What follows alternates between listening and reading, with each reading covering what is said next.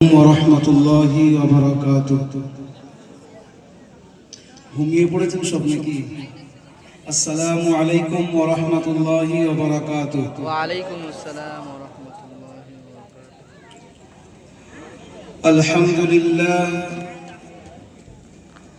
আলহামদুলিল্লাহ নাহমাদুহু ওয়া নাস্তাঈনুহু ওয়া নাস্তাগফিরুহু ونعوذ بالله من شرور أنفسنا ومن سيئات أعمالنا من يهده الله فلا مضل له ومن يضلله فلا هادي له ونشهد أن لا إله إلا الله وحده لا شريك له ولا نذير له ولا وزير له ولا مثل له ولا مثال له ولا مثيل له ولا ضد له ولا ند له ونشهد أن سيدنا وسندنا وشفيعنا وحبيبنا محمد الذي أرسل إلى الناس كافة بشيرا ونذيرا وداعيا إلى الله بإذنه وسراجا منيرا وبعد فأعوذ بالله من الشيطان الرجيم بسم الله الرحمن الرحيم وما أرسلناك إلا رحمة للعالمين وقال الله سبحانه وتعالى في موضع آخر لقد كان لكم في رسول الله أسوة حسنة وقال رسول الله صلى الله تعالى عليه وسلم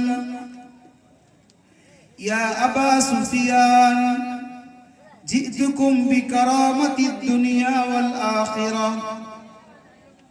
صدق الله العظيم وصدق رسوله النبي الأمي الأمين الكريم ونحن على ذلك لمن الشاهدين والشاكرين فالحمد لله رب العالمين اللهم صل على سيدنا محمد وعلى آل سيدنا محمد وبارك وسلم اللهم صل على سيدنا محمد وعلى آل سيدنا محمد وبارك وسلم اللهم صل على سيدنا محمد وعلى آل سيدنا محمد وبارك وسلم যারা উপস্থিত আছেন সবাই একবার দরুদ শরীফ পড়েন, সবাই পড়বেন আর একটু আওয়াজে শুনলে পড়েন, রাত অনেক হয়ে গেছে তো।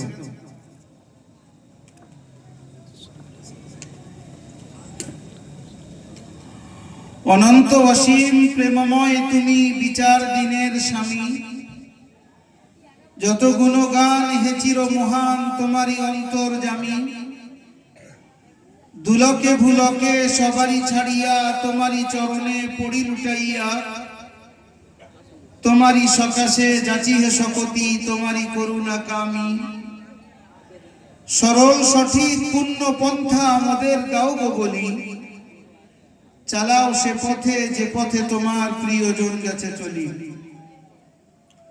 সর্বাগ্রে সমস্ত প্রশংসা ও গুণকীর্তন, আরাধনা উপাসনা স্তব স্তুতি সেই মহান মহিয়ান গরিয়ান রব্বে কায়নাত আমাদের খালিক তথা স্রষ্টা, মালিক তথা কর্তা, রব তথা প্রতিপালকের জন্য, যিনি দয়া করে মেহেরবানি করে একটা সুন্দর নুরানি বাবরকাত মাহফিলে এত রাতেও আমাদের মতো তার কিছু বান্দাদেরকে উপস্থিত থাকার তৌফিক এনায়েত করেছেন। তার শুকরিয়া জ্ঞাপনার্থে একবার সবাই সম্মিলিত স্বরে বলি আলহামদুলিল্লাহ। অতঃপর আমার আপনার নবী, শেষ নবী, মহানবী, প্রিয় নবী, সোনার নবী, সাম্প্রদায়িক সম্প্রীতি, ঐক্য, সংহতির মূর্ত প্রতীক, আমেনার দুলাল মরুর ভাস্কর, আহমদে মুজতাবা মুহাম্মদে মুস্তাফা সাল্লাল্লাহু তাআলা আলাইহি ওয়াসাল্লামের উপরে অসংখ্য দরুদ ও সালাম বর্ষিত। সবাই বলেন আল্লাহু আমিন। অতঃপর আজকের সভার নির্ধারিত, নির্বাচিত, বিজ্ঞাপিত যথাযোগ্য মহামান্য সভাপতি সাহেব, আমার সম্মুখ উপবিষ্ট বয়োজ্যেষ্ঠ, সমবয়স্ক, বয়োকনিষ্ঠ, দিনদরদী ভাতৃবৃন্দ, যেখানে যেখানে আওয়াজ যাচ্ছে পর্দার অন্তরালে আমার আম্মা জানেরা, বুবু জানেরা, শ্রেণীগতভাবে সবাইকে সালাম, শুভেচ্ছা, স্নাসি, সম্ভ্রম, সম্ভাষণ জানাই। রাত প্রায় 1টা বাজতে চলেছে, তবু আলহামদুলিল্লাহ আপনারা বসে আছেন। আল্লাহ আমাদের সবাইয়ের বসা, আসা, বলা ও শোনাকে কবুল করুন, বলেন আল্লাহু আমিন। আমি আপনাদের সামনে কোরআনে কারীম থেকে 2টি আয়াত তিলাওয়াত করেছি। ওই আয়াতে যাওয়ার পূর্বে সামান্য অল্প কিছু কথা, একটা দুটো কথা, আয়াতের বিশ্লেষণ কতটা হবে বলতে পারবো না। আমি 2-3টে কথা আপনাদের সামনে বলতে চাচ্ছি। 1 নম্বর হলো, যারা সোশ্যাল মিডিয়াতে, আমরা আজকাল তো প্রায় বাচ্চারা, যুবক ভাইরা, বড়রা সোশ্যাল মিডিয়া ছাড়া এখন আর উপায়ও নেই। সে তার মধ্যে সত্য মিথ্যা যাই থাকুক না কেন, মোটামুটি একটা আমাদের আইডিয়া হয়। তো কিছু দিন পূর্বে একটা বিপ্লব শুরু হয়েছিল, আপনাদের মনে আছে? এখনো পর্যন্ত জায়গায় জায়গায় রাস্তার উপরে দেখবেন যে ব্যানার লাগানো আছে। সেই ব্যানারের উপরে লেখা আছে আই লাভ মুহাম্মদ সাল্লাল্লাহু আলাইহি ওয়াসাল্লাম। ব্যানারে লেখা, মুখে বলা, দাবি করা। আর আরেকটা হলো তার তাকাজা পূরণ করা, তার রিকোয়ারমেন্টকে নিজের জীবনের মধ্যে আনা। লক্ষ্মীকান্তপুর থেকে একজন আমাকে একটা আপনার টুপির ফটো পাঠিয়েছে। তার উপরে লেখা আছে, টুপির ডিজাইন করা হয়েছে আই লাভ মুহাম্মদ। ফতোয়া জিজ্ঞাসা করছে, হুজুর এর টুপি বেচা চলবে কিনা? আবার আমাদের এখানে একজন ভাই আমার কাছে পাঠিয়েছে যে ডিজাইন এসেছে, তার উপরে মুহাম্মাদের ডিজাইন, কাপড় এমন ভাবে ডিজাইন করে দেওয়া হয়েছে যে সেটা করে মুহাম্মদ লেখা পড়ছে, বুঝে আসছে পরিষ্কার, আর সেটাকে পড়া হবে। একটা দিক বলছি, এর মধ্যে কি আছে আমরা নিজেরা বসে একটু চিন্তা করবো একটু পরে। একটা দিক এটা। দ্বিতীয় দিক, আপনাদের মনে আছে কিছু বছর পূর্বে যখন প্লেন হাইজ্যাক হয়, আমি তখন দেওবন্দে পড়ি, সেই সময় একটা প্লেন এখান থেকে হাইজ্যাক করে নিয়ে যাওয়া হয় কাবুলে। আপনাদের মনে আছে অনেকেরই। এবং তখন এনডিএর গভর্নমেন্ট ছিল, অটল বিহারী বাজপেয়ী তখন এখানকার প্রাইম মিনিস্টার ছিলেন। আর এখান থেকে ওই প্লেন ওরা নিয়ে কাবুলে নিয়ে যায়, আর তারপরে শর্ত লাগায় যে কয়েকজন ব্যক্তিকে তোমরা ছাড়ো, আর নচেত আমরা প্লেনের মধ্যে যারা আছে তাদেরকে শেষ করবো। বিভিন্ন কথা। তখন একটা নাম এসেছিল, তার নাম হলো তালিবান। এই নামটা তখন আমরা জেনেছি, তখন আমরা ছোট পড়াশোনা করেছি। তারপরে সেই সময় আমার খুব মনে আছে, কোন বোরকাওয়ালী কেউ যদি বোরকা পরে কোন মহিলা বাজার থেকে যায়, আমার সামনে ঘটেছে, আর তার সঙ্গে যদি টুপি দাড়িওয়ালা কেউ বাজারে থেকে যায়, তাহলে তাকেও তালিবান নিয়ে তার পিছনে মোটামুটি কটূক্তি করা হয়। এবারে উল্টো দিকটা দেখেন, কিছুদিন আগে সেই তালিবানের ফরেন মিনিস্টারকে ভারত সরকার আমন্ত্রণ জানায়, আর শুধু তাই না, তাকে সম্মানের সঙ্গে ডেকে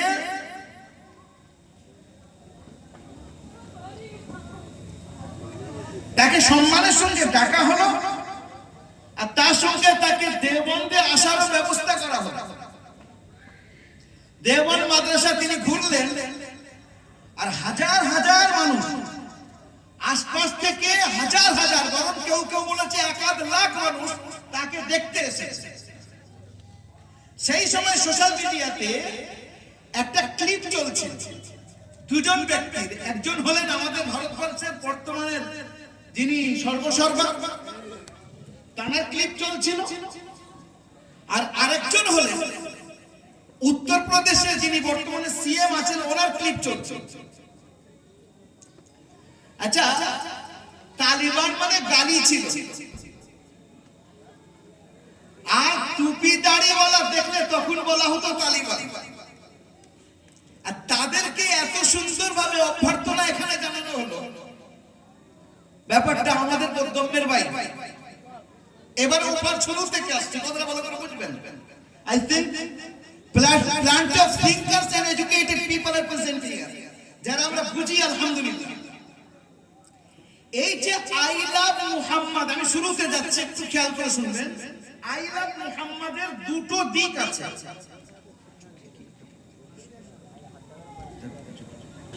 আই লাভ মুহাম্মাদের এই যে বিপ্লবটা শুরু হয়েছিল সেটা হলো কানপুর থেকে, আর তারপরে সেটা চলতে চলতে দূর পর্যন্ত চলে এসেছে। দুটো দিক,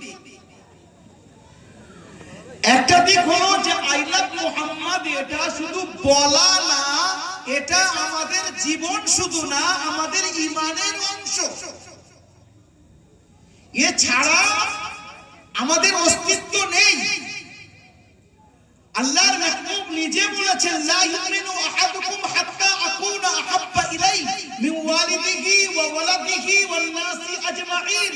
যতক্ষণ পর্যন্ত তোমার নিয়ারেস্ট রিলেটিভের থেকে, চাই সে তোমার সন্তান হোক, তোমার আব্বা মা হোক, আর যেই হোক না কেন, তার থেকে বেশি আমি তোমার ঘনিষ্ঠ না হই, ততক্ষণ পর্যন্ত তুমি মুমিন হতে পারবে না, মুকাম্মাল মুমিন হতে পারবে না।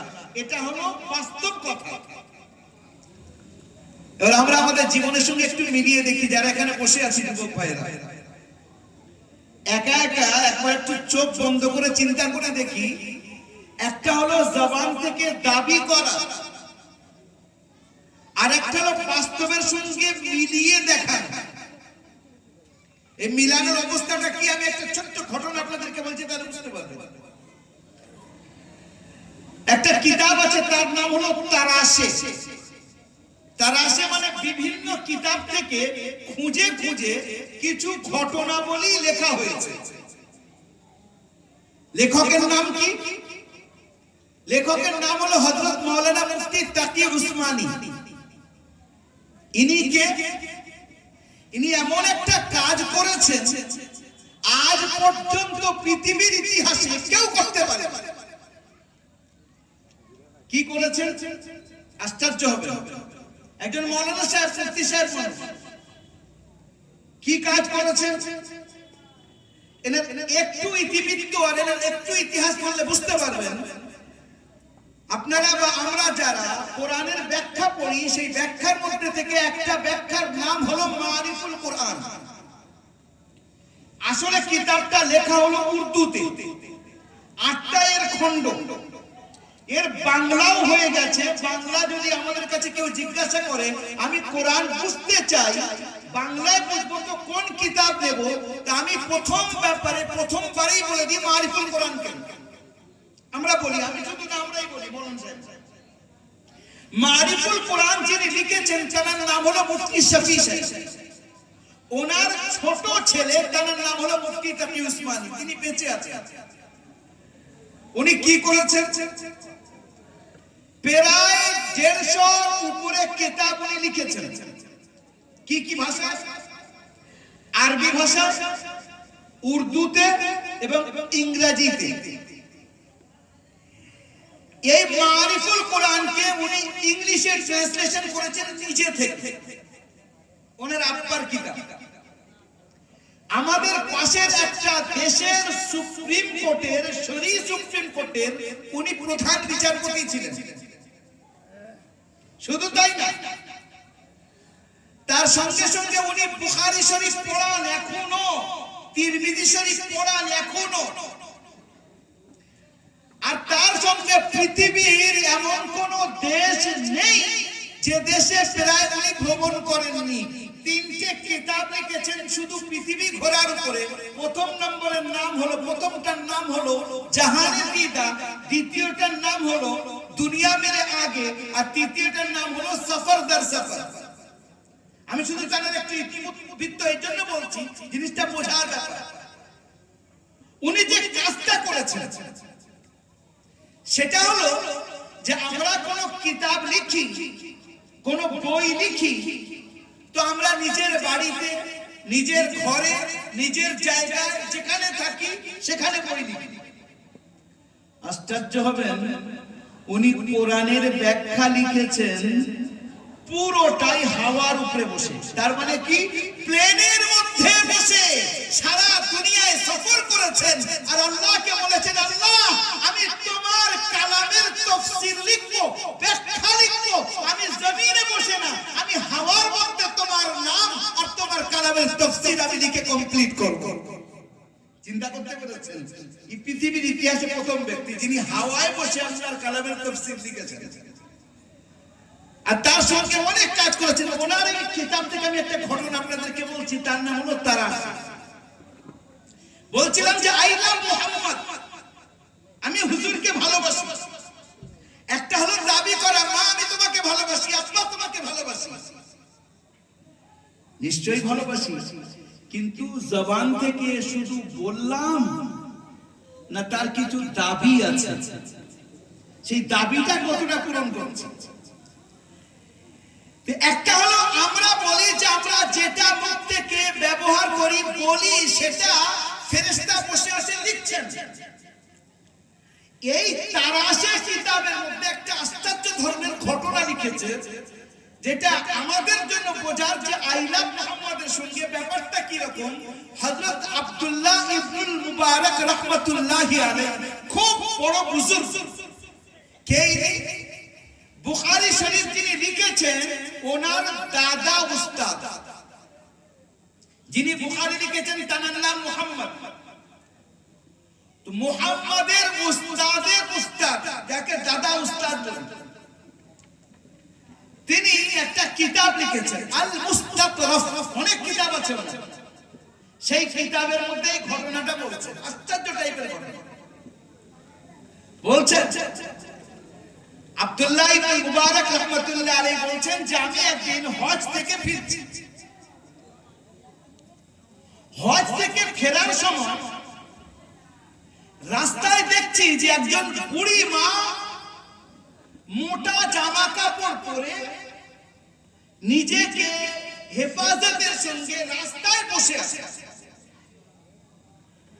আমার আশ্চর্য লাগলো, আমি গিয়ে বললাম আসসালামু আলাইকুম। ভালো করে শুনবেন, বড় আশ্চর্য টাইপের ঘটনা এটা। তার উত্তরে উনি বলছেন ওয়া আলাইকুমুস সালাম না বলে বলছেন কি, সালামুন কাওলাম মির রাব্বির রহিম।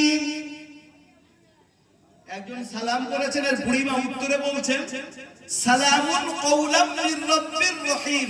কোরআনের আয়াতের দ্বারা বলছেন যে আল্লাহর তরফ থেকে সালাম হোক। আমি তারপরে বললাম যে আপনি এখানে বসে আছেন কেন, একা বসে আছেন কেন? আপনার সঙ্গে কেউ নেই, চারিদিকে ধুধু। তার উত্তরে উনি বলছেন মাইয়ুদলিলিল্লাহু ফালা হাদিয়া লাহু। আল্লাহ যাকে পথভ্রষ্ট করে দেয় সে রাস্তা কি করে পাবে? কেউ কোরআনের আয়াত থেকে উত্তর দিচ্ছে। আমার আরো সন্দেহ বাড়ল। আমি ঘুরিয়ে জিজ্ঞাসা করছি আপনি কোথায় থেকে আসছেন আর যাবেন কোথায়? এবারে তো ঠিকভাবে নিজের ভাষায় বলবে। তো কি বলছে শোনেন, সুবহানাল্লাযী আসরা বিআবদিহি লাইলাম মিনাল মাসজিদিল হারাম ইলাল মাসজিদিল আকসা। বলছে পাক ও পবিত্র সেই জাত যিনি নিজের বান্দাকে মসজিদে হারাম অর্থাৎ বাইতুল্লাহ থেকে নিয়ে আর মসজিদে আকসা নিয়ে গেছেন। বলে আমি বুঝতে পারলাম তখন এই বুড়িমা হজ করে আর বাড়িতে ফিরতে যাচ্ছেন, বাইতুল মুকাদ্দাস ফিলিস্তিনে ফিরতে যাচ্ছেন। আমি তখন জিজ্ঞাসা করছি আপনি কতদিন ধরে বসে আছেন? এবার তো উনি নিজের ভাষায় কথা বলবেন না, কতদিন বসে আছেন? উত্তরে বলছেন সালাসা লায়ালিন সাবিয়া। কোরআনের আয়াত থেকে বলছেন আমি 3 দিন 3 রাত এখানে বসে আছি। তা আমি বললাম আপনি খান কি? আপনার খাওয়ার জিনিসপত্র কি আছে, খাদ্য কি আছে? তো উত্তরে বলছেন হুয়া ইউতইমুনি ওয়া ইয়াসকিন। উনি আমাকে খাদ্য দেন, উনি আমাকে পান করান। অর্থাৎ আল্লাহর কালাম থেকে বলছেন আল্লাহই আমাকে খাদ্যের ব্যবস্থা করেন, পানের ব্যবস্থা করেন। উনি বলছেন এইরকম বান্দি তো আমি দেখিনি, একইটাই যা জিজ্ঞাসা করছি উত্তর কোরআনের আয়াত থেকে দিয়ে যাচ্ছে। আমি তারপরে বললাম আচ্ছা আমার কাছে কিছু খাদ্য আছে, আপনি খাবেন কি? এবারে তো নিজের ভাষায় বলবে।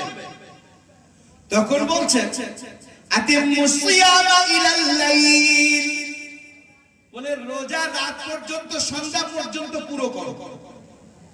আয় আল্লাহ। আমি তখন বললাম আপনি তো সফরে আছেন, বুড়ি মানুষ, আপনার রোজা, এখন তো রমজান মাস না, রোজা রেখেছেন কেন? এবারে তো নিজের ভাষায় বলবে। তখন বলছে আনতাসুমু খায়রুল লাকুম, যদি রোজা রাখো তো এটা তোমাদের জন্য ভালো হবে। এও কোরআনের আয়াত। আব্দুল্লাহ ইবনে মুবারক বহুত বড় মুহাদ্দিস, উনি বলছেন আমার মাথা ঘুরছে, আমার বুঝে আসছে না যে কিরকম মহিলার পাল্লায়, কিরকম পরিবার পাল্লায় পড়েছি। যা জিজ্ঞাসা করছি কোরআনের আয়াত থেকে বলে যাচ্ছে। আমি তখন বললাম আপনার গোত্রের নাম কি, আপনার বংশের নাম কি? তা বলছে লা তাকতু মা লাইসা লাকা বিহি ইলম, যে ব্যাপারে তোমার কোনো লাভ নেই ফালতু প্রশ্ন করো। তো কোরআন থেকে। তা আমি এবার কি বললাম, আমার এই উট আছে, আমার উটে আপনি বসবেন, আপনাকে নিয়ে যাই, আমার উটে আসে। তখন উনি এবার উটে বসতে যাচ্ছেন, তখন উট পালিয়েছে, উনি পড়ে গেছেন, তোমার কাপড় একটু ছিঁড়ে গেছে। উনি তখন বলছেন মা আসাবাকুম মিন মুসিবাতিন ফাবিমা কাসাবাত আইদিন নাস, বলে তোমাদের উপরে যা বিপদ আসে ও তোমাদের নিজেদের কাজের কারণে, ভুলের কারণে। এখনো কোরআনের আয়াত থেকে। তারপরে আমি বললাম ঠিক আছে, আমি মুখটাকে বেঁধে দিচ্ছি, তারপরে আপনি বসুন। ওনাকে বসিয়ে দিলাম। এবার উনি পড়ছেন সুবহানাল্লাযী সাখখারা লানা হাযা ওয়া মা কুন্না লাহু মুকরিনিন ওয়া ইন্না ইলা রাব্বিনা লামুনকালিবুন। আচ্ছা এবার বুড়ি মানুষ তো, উনি বসতে গেছেন, তা উনি আমাকে বলছেন আমার যদি চোখ ওনার দিকে উঠে যায় তাহলে পর্দার বিষয়। তো উনি বলছেন কুল্লিল মুমিনিনা ইয়াগুদ্দু মিন আবসারিহিম, মুমিনদেরকে বলে দাও যেন ওরা নিজেদের চোখটাকে নিচে রাখে। অর্থাৎ আমার দিকে চোখ তুলো না, নিজের নিগাহটা, নজরটা নিচে রাখো। আমি বুড়ি মানুষ বলে তোমার আমার জন্য দেখাতে যাস। এবার উনি বসলেন, আমি চিন্তা করলাম ওনার সঙ্গে কথা বলবো। যাই বলছি প্রত্যেকটার উত্তর কোরআন থেকে দিচ্ছে, আমার জীবনে এরকম জানা নেই। আমি এবারে আমার মতো করে মনে মনে পদ্য পড়ছি, একটু আস্তে, মানে আওয়াজে, উচ্চ আওয়াজে, হালকা উচ্চ আওয়াজে আমি আরবি পদ্য পড়ছি। তখন বলছেন উনি ফাকরাউ মা তায়াসসারা মিনাল কুরআন। আরে তুমি পদ্য কি পড়ছো? কোরআন পড়ো বলো। এও কোরআন থেকে। কার পাল্লায় আজকে আমি পড়েছি? বলছে এবারে আমি তাড়াতাড়ি দৌড়ে দৌড়ে যাচ্ছি যাতে ওনার যারা যেখানে আত্মীয়রা আছে সেখানে পৌঁছে দিয়ে আমি বেঁচে যাই। যখন দৌড়চ্ছি উনি বলছেন ওয়াকসিদ ফি মাশরিকা ওয়াকতুদ মিন সাওতিক, আস্তে আস্তে মধ্যম পন্থায় চলো আর আওয়াজ মিডিয়াম রাখো। এ আল্লাহ, আমি আর পারলাম না এনার কাছে। নিয়ে গিয়ে এক জায়গায় গিয়ে দেখছি একটা কাফেলা এসেছে। আমি বললাম, এবার বলেন আপনার কাফেলা এসে গেছে, এবার দেখি কি বলে, এর মধ্যে কে আছে আপনার? উত্তরে বলছে, আল মালু ওয়াল বানুনা জিনাতুল হায়াতিদ দুনিয়া। সন্তান আর অর্থ এটা দুনিয়াবী জীবনের সৌন্দর্য। আমি বুঝতে পারলাম যে এখানে ওনার সন্তানরা আছে। তাই বললাম, এত লোক আছে, এর মধ্যে আপনার সন্তানরা কি কাজ করে সেটা বলেন। বলছেন, ওয়া আলামাতিন ওয়া বিন নাজমি হুম ইয়াহতাদুন। বলছে আল্লাহ পাক এই তারা তৈরি করেছেন, তারার অনেকগুলো কাজ আছে, তার মধ্যে থেকে একটা কাজ হলো দিক নির্ণয় করা, রাস্তা জানা। আমি বুঝতে পারলাম ওনার ছেলে তার মানে রাহবার, রাস্তা দেখায়। তাই বললাম, আপনার ছেলেগুলোর নাম আছে একটা কি দুটো? বলছে, ওয়াত্তাখাযাল্লাহু ইব্রাহিমা খলিলা ওয়া কাল্লামাল্লাহু মূসা তাকলিমা ইয়া ইয়াহইয়া খুযিল কিতাবা বিকুওয়া। তার মানে তিনটে ছেলে, ইব্রাহিম, মূসা আর ইয়াহইয়া। আমি গিয়ে বললাম, ভাই কে ইব্রাহিম, মূসা আর ইয়াহইয়া আছো? বলে চাঁদের মতো তিনটে যুবক পার হয়ে এসেছে। বললাম, আম্মাজি বলছেন? বলে আমরা যখন বসে গেছি, আম্মাজি তখন বলছে, فبعثوا أحدكم بورقكم هذه إلى المدينة فلينظر أيها أزكى طعام। বলছে তোমাদের মধ্যে কোরআনে কারিমের এই আয়াত সূরা কাহফের বলছে কিছু পয়সা নিয়ে যাও, বাজার থেকে কিছু কিনে নিয়ে এসো। এনে যখন আমার সামনে রাখা হলো, তো আমাকে বলছেন ওই বুড়িমা, কুলু ওয়াশরাবু বিমা আসলাফতুম ফিল আইয়ামিল খালিয়া।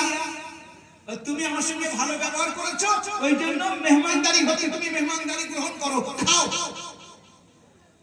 আমি তো সহ্য করতে পারিনি, এতক্ষণ সহ্য করেছি। হযরত আব্দুল্লাহ ইবনে মুবারক বলছেন, আল্লাহর কসম করে বলছি এই খাদ্য আমার জন্য হারাম, আমি খাদ্য গ্রহণ করবই না। ওনার ছেলেরা বলছে, কি হয়েছে, আপনি এত রেগে গেছেন কেন? বলে, আমাকে আগে বলো তোমার মায়ের এই পরিস্থিতিটা কবে থেকে? আমার মায়েরা শুনি, ভাইরা শুনি, এই উম্মতে কেমন কেমন মহিলারা এসেছিল। তখন তার ছেলে তিনজন বলছে, হুজুর আমার মায়ের সামনে কোরআনের একটা আয়াত আছে, সেটা হলো মা ইয়ালফিযু মিন কাওলিন ইল্লা লাদাইহি রাকীবুন আতীদ। আমরা জিভ থেকে যেটাই বার করি না কেন সেটা এখানে লেখা হচ্ছে, হয় ডান দিকে না বাম দিকে। আমার মা বলে তখন থেকে নিয়ত করেছেন আমি এমন কোন শব্দই বার করব না যে ফেরেশতা লিখতে পারবে গুনার ফেরেশতা। আজ 40 বছর হয়ে গেছে আমার মা কোরআন ছাড়া অন্য কোন শব্দ নিজের মুখ থেকে আজ পর্যন্ত বার করেনি। কল্পনা করতে পারেন এরকম মহিলারাও পৃথিবীতে এসেছে। আমি এই তাজা এই ঘটনাটা পড়ে আপনাদের শোনাচ্ছি, এক্ষুনি পড়ে। হঠাৎ মাথার কাছে কিতাবটা রাখা ছিল, আমি বললাম এইটাকে কোনো মিক্স করা যায় কিনা। এই মহিলার দাবি কি ছিল? চেষ্টা এটা ছিল যে আল্লাহ আমি নিজের মুখ থেকে যেটা বার করব তোমার ফেরেশতারা তো লিখবে, তা আমি এমন শব্দ বার করব তোমার বাম দিকের ফেরেশতা চুপচাপ বসে বসে শুনতে থাকবে আর ডান দিকের ফেরেশতা লিখতে লিখতে ক্লান্ত হবে। অর্থাৎ আমার জীবনের ওজিফা বানিয়ে নিয়েছি আমি কোরআন ছাড়া কোনো শব্দ ব্যবহার করব না।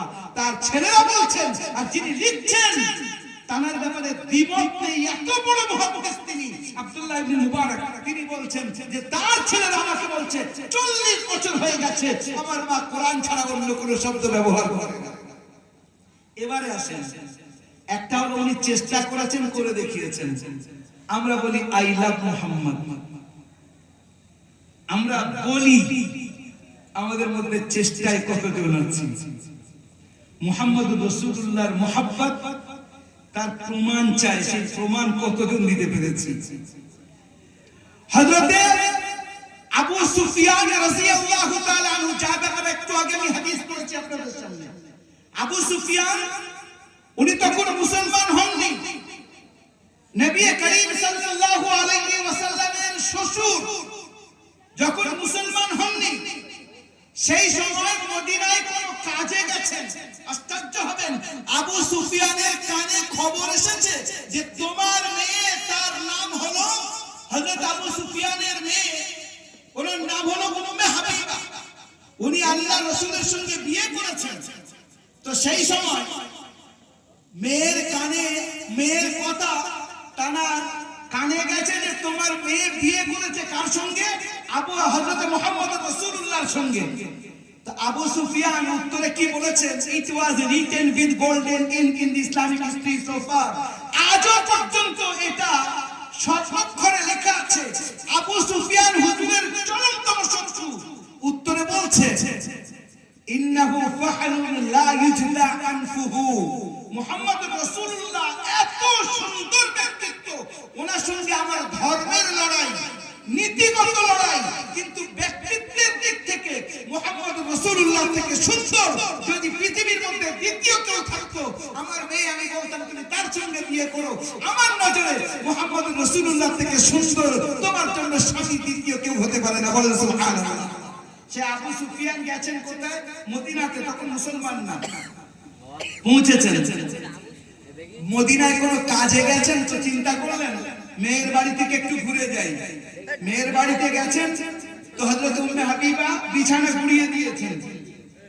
আবু সুফিয়ান বলছেন ও মা, আমি আসলাম তোমার আব্বা, আর তুমি বিছানাটা গুড়িয়ে দিলে কেন?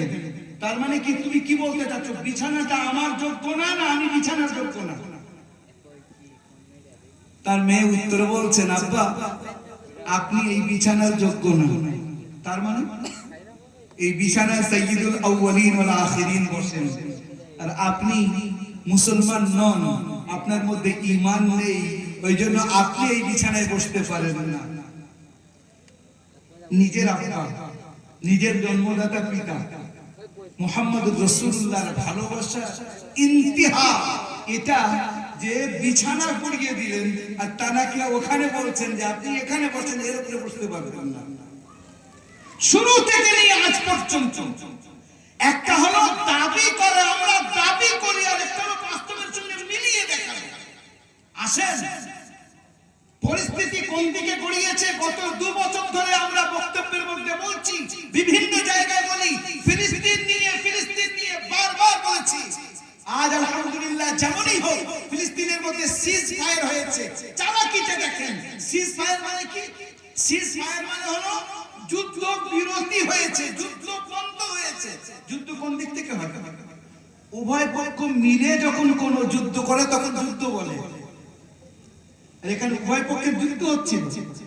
আরে এক পক্ষকে হত্যা করা হচ্ছিল, জেনোসাইড করা হচ্ছিল, আর অপর পক্ষ মেরেই যাচ্ছিল, তবুও পৃথিবীর সামনে তোলা হয়েছে সিজ ফায়ার হচ্ছে, অর্থাৎ এরাও মারছে ওরাও মারছে। তবু আল্লাহ পাকের কাছে কান্নাকাটি আপনারা আমরা সবাই করেছি, আমরা সবাই মিলে দোয়া করেছি বারবার। এছাড়া তো আমাদের করার কিচ্ছু ছিল না। আলহামদুলিল্লাহ যেমনই হোক এখন গাজার মধ্যে অন্তত এই বদমাইশদের বদমাইশি, যদিও বা এদের উপরে বিশ্বাস করা যায় না, পৃথিবীর চরমতম বিশ্বাসঘাতক যদি থাকতে হয় তাহলে ইহুদিরা, ওদের উপরে কোনো রকম বিশ্বাস করা যায় না। তবুও তাদেরকে চাপে ফেলে হোক, যেভাবেই হোক, আল্লাহ সুবহানাহু ওয়া তাআলা আমাদের ভাই বোনদেরকে, আমাদের মুরব্বিদেরকে যারা সেখানে আছে অসহায় অবস্থায়, তাদের একটা ব্যবস্থা আল্লাহ পাক করেছেন। একটা ওই দিক এসছে, আর দ্বিতীয় দিক যেটা বলছিলাম, তালিবান দিয়ে আমাদের গালাগালি করা হতো। আর দেখানো কি হয়েছে আপনাদের মনে আছে? যখন তালিবানরা দেওবন্দে আসে, সমস্ত মিডিয়াতে ওটাকে বেশি ফলো করে দেখানো হচ্ছে। খেয়াল করেছেন আপনারা? তার মধ্যে দেখানো এটা হওয়ার চেষ্টা করা হয়েছে যে মুসলমানরা এইরকম এদের সঙ্গে বেশি দেয়, যারা নাকি প্রচন্ড ফান্ডামেন্টালিস্ট, যারা খুব বেশি বুনিয়াদি, অথচ তাদেরকেই আমাদের সরকার পরে গিয়ে ডেকে নিয়ে তাদেরকে সম্মান জানাচ্ছে। আমরা বলি ইসলাম একেবারে পরিষ্কার পরিচ্ছন্ন ধর্ম, এর কনসেপ্ট পুরো ক্লিয়ার, এর চিন্তা ভাবনা পুরো পরিষ্কার, কারোর সঙ্গে গিয়ে ধোঁকাবাজি করে না, আর ধোঁকা খেতেও যাবে না। আর মুসলিম লা ইয়াখদা ওয়া লা ইখদা, মুসলমান না ধোঁকা খায় না ধোঁকা দেয়। সেই কনসেপ্টটা ক্লিয়ার করে মুসলমানরা বিশ্বের সামনে যখনই ইসলামকে তুলে ধরেছে, হাজার হাজার মানুষ তারা ইসলামের ছায়া তলে এসেছে। আপনাদের মনে আছে এই জায়গায় আপনাদের অনেকেরই মনে আছে সে বছর আমি এখানে প্রথম জলসায় আসি, তখন আমি এখানে শিক্ষক না। সেই বছরে এখানে বলবীর সিং এসেছিলেন। বলবীর সিং গিয়ে একজন অমুসলিম, তিনি মুসলমান হয়েছিলেন, নাম ছিল মোহাম্মদ আমির। আপনাদের মনে আছে হয়তো, হয়তো কি অবশ্যই মনে থাকবে, অনেক ভিড় হয়েছে। উনি এসেছিলেন, তানার সঙ্গে বিভিন্ন সময় তিনি মরহুম হয়ে গেছেন, ইন্তেকাল হয়ে গেছে তানার। আর তার অনেক কারণ অনেকেই বলছেন, আমি সেটা এখানে বলছি না, কিন্তু সোশ্যাল মিডিয়ার যুগ, কোথায় কি হবে। তো আমি বলছি যে তানার সঙ্গে পরে অনেকবার ওনার সঙ্গে উনি নিজেই ফোন করতেন আমাকে। উনি কাঁদতেন আর বলতেন যে আপনারা বাই বার্থ মুসলমান, আপনারা বাপ দাদা থেকে আরো কয়েক পিঢ়ি পিছন থেকে মুসলমান। আমি তো বাই চয়েস মুসলমান, আমি তো ইসলামটাকে অ্যাডপ্ট করেছি। আমার জন্য দোয়া করেন, আমি যেন ইসলামের উপরে জমে থেকে ঈমানটাকে নিয়ে আমি কবরে যেতে পারি। আর কাঁদতেন আর বলতেন ইসলামটাকে আরো বেশি বেশি মানুষের কাছে নিয়ে যান। Because whole human beings are thirsty, they are looking for peace in their lives. প্রত্যেকেই যারা ইসলামকে হয় ভুল বুঝেছে অথবা বোঝেনি, তারা শান্তি খুঁজছে, তাদের সামনে তুলে ধরে ইসলামকে। আমরা আমাদের নিজেদের জীবনের মধ্যে যদি ইসলাম না আনতে পারি, অর্থাৎ বাস্তব মুসলমান যাকে বলে সেইভাবে যদি নিজেকে রিপ্রেজেন্ট না করতে পারি, তাহলে অপররা আমার থেকে কি শিখছে? এই জন্য যুবক ভাইদেরকে বলছি, আমরা বিভিন্ন পেশার মানুষ, কেউ স্কুল কলেজে পড়াশোনা করি, কেউ কাজে কর্মে থাকি, কেউ ব্যবসা বাণিজ্যের মধ্যে থাকি। আসেন না নিজেদের জীবনটাকে এইরকম ভাবে তুলে ধরে যে একজন মুসলমান এর নাম, যে ধোঁকা দেয় না, ধোঁকা খায় না, যে মুহাম্মদ রাসূলুল্লাহর ভালোবাসা নিজের রন্ধ্রে রন্ধ্রে নিয়ে পুরো বিশ্বের সামনে তুলে দেখাচ্ছে যে আমাদের যে ছবি তোমরা দেখাচ্ছ না মিথ্যা কথা। মুসলমান মানে পরিপূর্ণ ঈমানদার, যে সবাইয়ের ভালো চায়, কারোর খারাপ চায়। বলছিলাম আই লাভ মুহাম্মদ, এটা হলো জবানে বলা, জিবে বলা, আর আরেকটা হলো বাস্তবে সেটাকে তুলে ধরা। ভাই কথা বলতে বলতে দুটো বেজে গেছে, কথা অনেক লম্বা বলা যায়, ক্লান্তিও আসে। আমি মধ্যিখানে যেহেতু মাদ্রাসার পরিস্থিতি, আপনারা জমে বসে আছেন, আর কিছু কিছু ভাই ভাইরা ওঠে শুরু হবে, হিসেবের কথা মন চাইলেও সরিয়ে নিয়ে যাচ্ছে। এখন আমাদের এখানে মাদ্রাসা, আপনারা জানেন 3টে মাদ্রাসা চলছে। আমি কথা কনক্লুশনে নিয়ে আসবো একটু পরে। 3টে মাদ্রাসা চলছে কেবলমাত্র আপনাদের এই সহানুভূতির দোয়াতে। আর হযরত মাওলানা আব্দুল খবির সাহেব মুদাজ্জিলুল আলী, মানে 74 বছরের যুবক, আমি বলি 74 বছরের যুবক, এখনো পর্যন্ত এই আল্লাহর বান্দার মধ্যে যে হিম্মত আছে, আলহামদুলিল্লাহ, তিনি হিম্মত করেই যাচ্ছেন। আমরা যুবক হয়েও অনেক সময় হতোদ্যম হয়ে পড়ি, এই মানুষটা বলে কি, বলে আল্লাহ চিন্তা করবেন, এত লম্বা খরচ করছে, 3টে মাদ্রাসা এইভাবে চলছে, আর তার রেজাল্ট, তার আউটকাম আপনারা দেখেছেন একটু আগে। কমপক্ষে এরা যেখানে যাবে,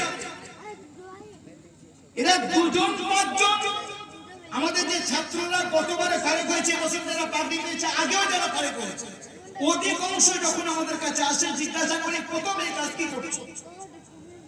কেউ বলে হুজুর মক্তব পড়াচ্ছি, কেউ বলে মাদ্রাসায় পড়াচ্ছি, কেউ বলে ইমামতি করছি। আচ্ছা বলেন, মক্তব পড়াচ্ছে মানে সে আল্লাহর নাম শেখাচ্ছে, কোরআন শেখাচ্ছে। মাদ্রাসায় পড়াচ্ছে মানে সেই কাজটা করছে, সে আল্লাহ আল্লাহ শেখাচ্ছে। নিজের একবার চিন্তা করে দেখেন, ওই একজন সে 10 জন 20 জনকে পড়াচ্ছে, আবার তার থেকে যারা তৈরি হবে আরো 10 জন 20 জনকে 100 জনকে পড়াবো। আর আমরা মুমিন মুসলমান, আমাদের ঈমান হলো এই যে কোরআন পড়নে ওয়ালা, পড়ানে ওয়ালা যারা শিক্ষা দেয়, শিক্ষা নেয়, আল্লাহর হাবিব মুহাম্মদুর রাসূলুল্লাহ বলছেন কায়নাতের সর্বোৎকৃষ্ট the best person who is going to teach and learn the Holy Quran, যারা কোরআন শেখে এবং শিক্ষা দেয় সবচেয়ে উত্তম। আলহামদুলিল্লাহ এই মাদ্রাসা থেকে, তিনটা মাদ্রাসা থেকে আমাদের মেয়েরাও বলছে। সেদিন কোন এক জায়গায় গেছে, আমাদের একটা ছাত্রী সে খবর নিয়ে বরকার মধ্যে চলে এসেছে, হুজুর আমি এখানে মেয়েদের পড়াই, মেয়েদেরকে পড়াই, মেয়েদেরকে আমি কোরআন শিক্ষা দিই। আমাদের মাদ্রাসার ছাত্রী বিয়ে হয়েছে এক জায়গায়, সেখানে খবর নিয়ে নিজের বাচ্চাকে সঙ্গে নিয়ে দোয়া করাতে এসেছে আর দোয়া নিতে এসেছে এই আশপাশে কোন এক জায়গায়। তো আমাদের বাচ্চারা মেয়েরা সেখানে গিয়ে কোরআন শিক্ষা দিচ্ছে, আলহামদুলিল্লাহ আমাদের বাচ্চারা গিয়ে কোরআন শিক্ষা দিচ্ছে। আর তাদের পিছনের অবদান আপনাদের। আপনারা যদি সহানুভূতি না দেখাতেন, আপনারা যদি নুসরাত না করতেন, আপনারা যদি মদদ না করতেন, এই তিনটে মাদ্রাসা প্রায় 2 কোটি টাকা, 2 কোটির উপরে যাচ্ছে বাৎসরিক লেনদেন খরচা। এটা কোথা থেকে আসছে? আল্লাহর ফজল করমে এই আপনাদের অল্প থেকে, সামান্য থেকে আল্লাহ আপনাকে এইভাবে বাড়িয়ে দিয়েছে। এই জন্য ভাই সকল, আমি আপনাদের সামনে দুটো কথা বলবো, আমি কথা কনক্লুশনে নিয়ে যাবো, আর লম্বা বিরক্ত করবো না। প্রথম নম্বর, গত বছরে আমাদের অনেক ভাই ওয়াদা করেছিলেন, কারণবশত হয়তো সবার ওয়াদা পুরো হয়ে ওঠেনি।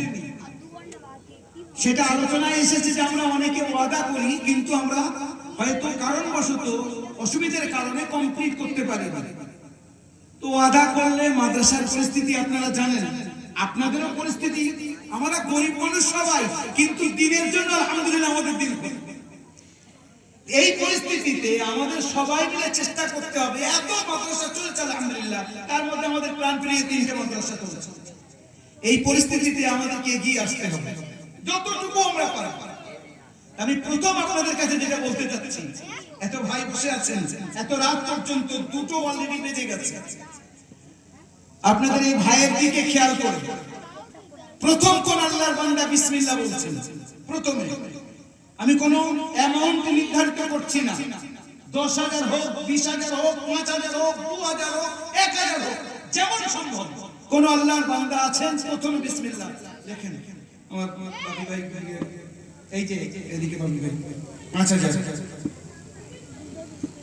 মাশাআল্লাহ, আমাদের বাপি ভাই মোল্লাইতওয়ালা 5,000 টাকা। আল্লাহ এনার দানকে কবুল করুন, আল্লাহ এনার ব্যবসা বাণিজ্যের মধ্যে বরকত দান করুন, বিপদ আপদ মুসিবত থেকে হেফাজতে রাখুন, দিন দুনিয়ার শান্তি দান করুন, জায়েজ ভালোবাসাকে পূর্ণ করে দিন।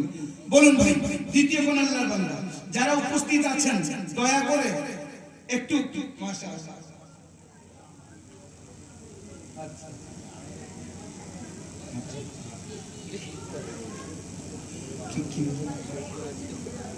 আমার এই ভাই